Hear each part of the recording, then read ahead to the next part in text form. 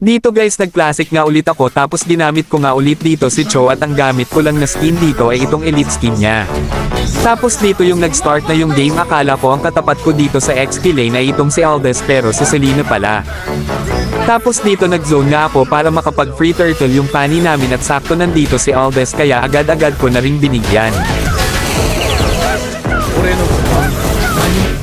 Tapos dito nga akala ko chill classic lang tapos nagkamali nga ako dito kaya nabigyan ako dito ni Selena tapos bigla nang nag-chat ng Mega collector yan. aba, akala ko mabait itong si Selena yon pala, trash token din pala ako at dinamay pa talaga ang skin ko. Dito nga inultihan ako ni Aldous, buti na lang na dodge ko tapos sinunod ko na rin itong mayabang na si Selena.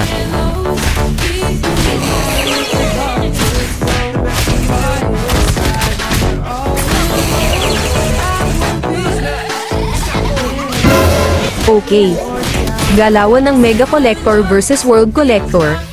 Haha, hindi ko alam kung ano-ano nang pinagsasabi nitong si Selena na baliw na ata. Tapos dito akala niya makakachamba pa siya sa akin tapos na dodge ko nga dito yung pana niya kaya siya pa ang napatay ko. Hindi marunong si Aldous namin. Pahingi ako ng skin show.